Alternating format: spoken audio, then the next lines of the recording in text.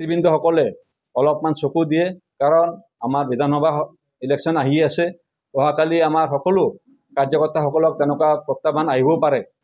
আৰু মই ইলেকশ্যনৰ আগতে অন ৰেকৰ্ড মই কৈ দিব বিচাৰিছোঁ, ইলেকশ্যনৰ আগতে মই মাননীয় আমাৰ ৰাজ্যিক সভাপতি দিলীপ শইকীয়া ডাঙৰীয়াক, মোৰ লগত প্ৰাক্তন মণ্ডল সভাপতিও আছিলে আৰু বৰ্তমানৰ MCLA মহোদয় আছিলে। তেখেতে কৈছিলোঁ যে ইলেকশ্যনৰ পোষ্ট ইলেকশ্যন আমি জিকি যাম, ইলেকশ্যন আমি ইমান ভোটত জিকিম দাদা, 5000 ভোটত আমি ব্যৱধানত ইলেকশ্যন জিকিম। আৰু ইলেকশ্যনৰ পিছত পোষ্ট ইলেকশ্যন যাতে কোনো ভাইলেঞ্চ নহয় সেইটো গেৰেণ্টি আপুনি দিব লাগিব। আৰু তেখেতৰ নিজৰ মুখেদি কৈছে এইটো মই হ'ব নিদিওঁ। আৰু আমাৰ সন্মুখত চবৰে সন্মুখত তেখেতক কোৱা হৈছে যে পোষ্ট ইলেকশ্যন একো যাতে ভাইলেঞ্চ নহয়, কিন্তু তেখেতৰ প্ৰতিশ্ৰুতি তেখেতে ৰক্ষা কৰা নাই। সেইটো কাৰণে মনত দুখ পাইছোঁ। দুখ পাই কিনে আজি এই প্ৰেছ বিবৃতিটো দিয়াৰ কাৰণে মই বাধ্য হৈছোঁ। তো আশা কৰোঁ আগন্তুক দিনত আমাৰ নাগৰজুলিবাসী ৰাইজে যাতে শান্তিৰে বাস কৰিব পাৰে। তো ইয়াৰ ব্যৱস্থা আজি প্ৰশাসন আৰু আমাৰ BJP পাৰ্টিয়ে যাতে এইখিনি ষ্টেপ লয়, এইটো মই সকলোৰে ওচৰত অনুৰোধ ৰাখিছোঁ। আৰু মোৰ লগত যেটো হৈছে ইয়াৰ মই কানুনী ব্যৱস্থা কালিৰ পৰা মই কৰাৰ ব্যৱস্থা কৰিম। ধন্যবাদ।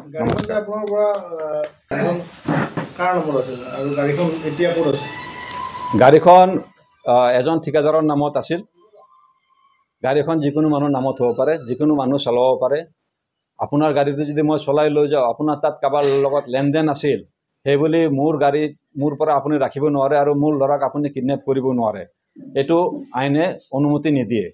আৰু প্ৰথমেতো এজন প্ৰতিনিধিক নিদিয়ে কমচে কম, আৰু এজন প্ৰতিনিধিক কৰাটো নিদিয়ে। তো এইখিনি যদি সামান্য জ্ঞানটো যদি থাকিলে হয় তেতিয়াহ'লে হয়তো এই অসুবিধাটো নহ'লা হয়। তো আজি যদি এজন প্ৰতিনিধিক এনেকুৱা কৰিব পাৰে, গাড়ী কাৰ নামত আছে সেইটো মেটাৰ নহয়, কিন্তু মোক গাড়ীৰ পৰা নমাই মোৰ ল'ৰাক গাড়ীত বহাই চুচৰাই লৈ যাব বিচাৰিছে, that is the biggest problem. তো গাড়ী যাৰ নামতে নহওক কেলে চবে চবৰ গাড়ী চলাব পাৰে। তো যাৰ গাড়ী আছে তাৰ যদি অসুবিধা নাই, তাৰ কি অসুবিধা হ'ব পাৰে? তো তেখেত জিকিছে বুলি তো এনেকুৱা কৰাটো উচিত নহয়, সেইটোৱে মই আপোনালোকক ক'ব বিচাৰিছোঁ। গাড়ীখন লৈ গৈছে নেকি? না, গাড়ীখন বৰ্তমান থানাত আছে। আৰু গাড়ীখন যাৰ নামত আছিল তেখেত BPFৰ পৰা এবাৰ জিকি আহিছে। তেখেত অহাকালি শপত গ্ৰহণৰ লগত ব্যস্ত হৈ আছে। তেখেত শপত গ্ৰহণ হোৱাৰ পিছত আহি কিনে গাড়ী ওলাব। এই যিটো গাড়ীৰ এটা দাবী আছে, কেনেধৰণৰ আপুনি ৰেছপন্সটো বিচাৰিছিল তেওঁলোকৰ পৰা?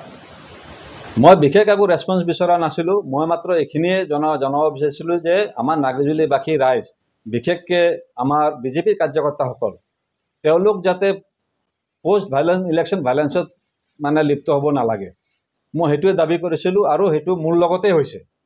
আৰু সেইটোৱে মই চিন্তাত আছোঁ যে বাকী আমাৰ যিসকল সাধাৰণ ৰাইজ আছে বা যিসকল আজি BJPক ভোট দিয়া নাই, তেওঁলোকৰ কি এটা পৰিৱেশ হ'ব।